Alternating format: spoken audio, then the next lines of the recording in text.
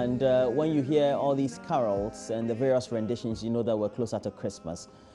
Just after this Sunday, the next Sunday. So no, but as we all share in the Yuletide, etc., we know that a lot of things are happening in other countries in the Sabri. We just finished our election, and we had a speech from the president conceding defeat to the president-elect Nana Addo Dankwa Akufo-Addo. But before our election, there was an election that took place in a sub-regional country, the Gambia, and Yayah Jammeh, who is the president of that republic, had conceded defeat initially to the opposition leader who won the elections. But just a day or two ago, we're hearing that President Yayah Jammeh of the Gambia says that he's not going to accept the outcome of that very election, to which he had earlier conceded defeat to the main opposition leader.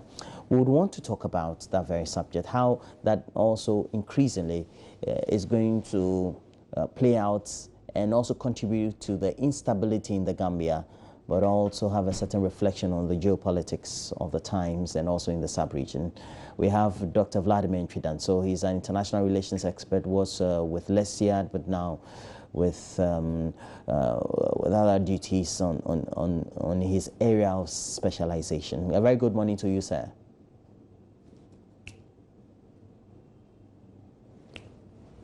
Hello, good morning.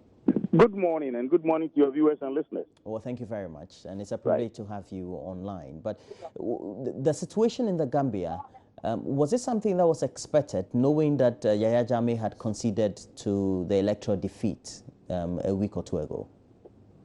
In actual fact, it was the least expected.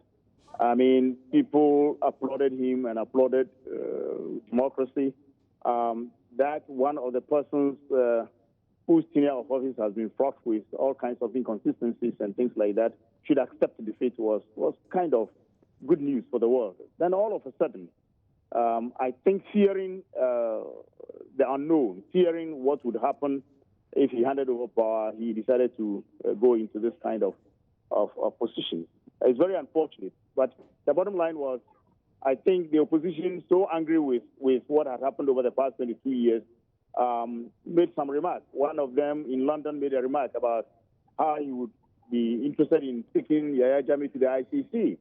Things don't work that way. I mean, the opposition could not just hand him over to the ICC. But then I think one of the things that informed his decision might be the fear that he would be persecuted, even though Mr. Barrow had assured him that there was not going to be any kind of vengeance politics and that he would put anything like that at the back burner and concentrate on building the economy and bringing reconciliation.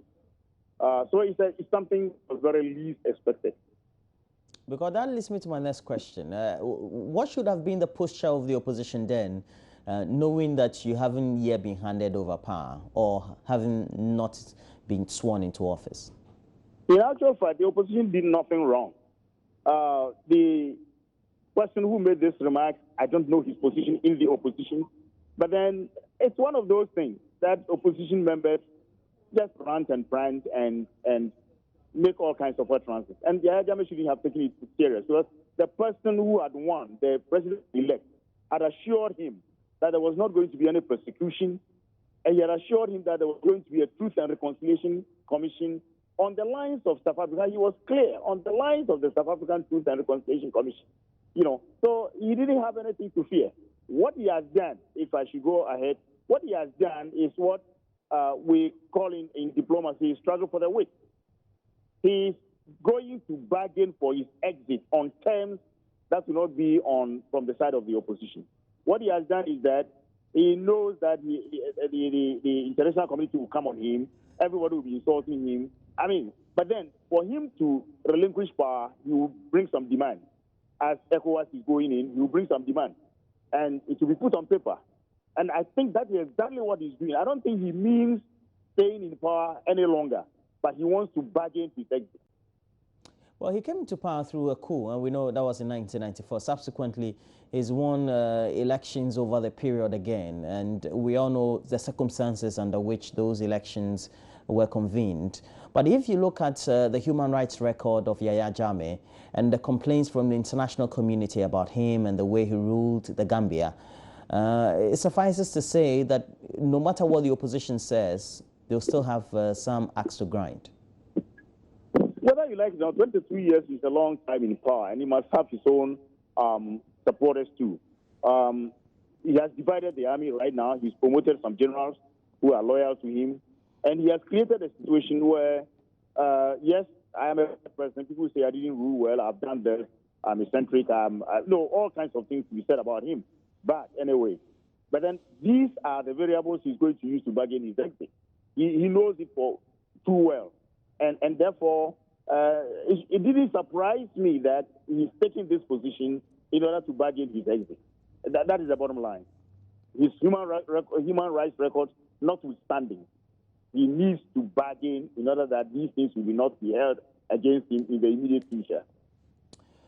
For such a person who has ruled the country for the last 22 years, it also means that whatever it is that will be an agreement before he leaves will have to be binding. How binding will those be? Well, in terms of criminality, there is no statute of limitation. And so, like Charles Taylor, there was a binding agreement for the way Charles Taylor was treated in international law was not proper. But then even though those agreements were very binding and that he would have lived in Nigeria for whatever it is, at any point in time, any person could raise opposition to A or B, like Hissini Habri, who has finally been tried in Senegal. So the opposition should have the biggest of patience.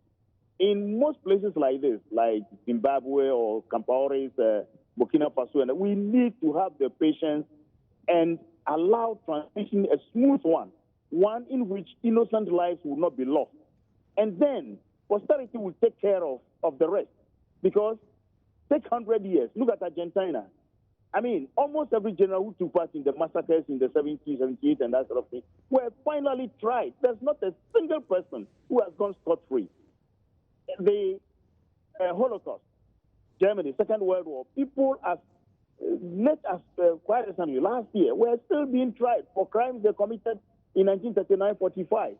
So I think we need to have that diplomatic heart, the bigger spirit, and to save generations from the scourge of war, so that those 1, 2, 3 persons who have insulted us, beaten us, and whatnot, let's give them space. Time will catch up with them, no matter what things we put on paper. How should the sub-regional body ECOWAS, the Economic Community of West African States, be dealing with this? We know they've sent 2 emissaries there already. They should be resilient. They should be relentless in their quest for Yayah Jammeh to hand over power. Because if they don't succeed, we shall have created a certain monster they want. We shall have created a situation where people can emulate and things like that. So I believe we should be relentless. We should, get what Yayah Jammeh has done amounts to a coup d'etat. And so the protocol on governance and change of government and that sort of thing should be, applied to the letter. AU has a similar one. Now, we should appeal also to the United Nations and to all other bodies to isolate Yayah Jammeh. We should put pressure on Yayah Jammeh, but at the same time, allow the kind of diplomacy that is needed to exit him quietly without blood. Now, if you look at the geopolitics of the time and what has been sweeping through the continent, and all the calls for democracy and making sure that the tenets of rule of law are really implemented in various countries, how has that been a phenomenon which seemed to have swept through many of the countries that have had decades of long dictatorships or governments? Yes. One of the things we researchers are looking at is the question of transitions. We are also looking at the consolidation of democracy. And unfortunately, our methodology for trying to cement democracy and or crystallize democracy have all been wrong. There is war, for example, in Sierra Leone and Liberia, and you ask people to go to the polls to go and vote because democracy means voting and electing somebody. Wrong. Very, very wrong. And so we saw that Chancellor won 75% of the total votes cast. And that's a popular vote. But what happened? Just a year into his rule, more civil war. In Sierra Leone, the same thing. Several places where there is war, we are asking for a vote. In Syria, the United Nations is asking for whatever it is. That is wrong. And so we have observed that if you don't handle transitions very well, if you don't bargain, if you don't exit dictators, there is bound to be that kind of chaos everywhere in the world. Mugabe, we are chasing him, we are saying he's a dictator, he's this. That is not the methodology we think should be applied. If we want the crystallization of democracy, then we must use all arrows in the quiver to be able to get the dictators out quietly and deal with them later. But our insipid desire to use the ballot instead of the bullet is what is keeping us there. So the ballot, wrong. I believe what has happened in Gambia cements our position that in such situations, transitions must be more diplomatic than insisting on some specific variables of democracy and then we say, bingo, we are there. Are you saying that democracy, if perhaps implemented in the way it has been, let's say, in the case of Gambia, making sure the rule of law takes a stride after a decade or two of a dictatorship or a long-standing government, is wrong? Indeed, what I'm saying is that the implementation of democracy and the insipid desire to interpret democracy in terms of specific variables, like go to the polls, elect a person, institutions of state are not there, or if they are there at all, they had been at the beck and call of the dictator. And whatever it is, then you see democracy being derailed again. So what we are saying in research, we're saying that democracy does not have, democracy is not an event, for which reason you say event A, event B, event C ends up in event D. No, democracy is a process. And as a process, it must be brewed in the socio-historical and cultural reality of the people. The Gambia situation like this, you can't get democracy tomorrow. The Gambia political and security situation is so dire. Yayah Jammeh alive, what he has done in 22 years, to dismantle that is not to see the rule of law in Gambia tomorrow. There will be real problems for Mr. Barrow. In that sense, there must be a new way of trying to crystallize democracy. That's all what we are saying. We're saying if you push democracy to the rock, you get nothing. So let us make it a process, not an event. How is that the situation in other countries of Africa where we have these long-standing rulers, that the West or the other relatively young democracies in Africa would be calling for that systematic change onto the path of democracy?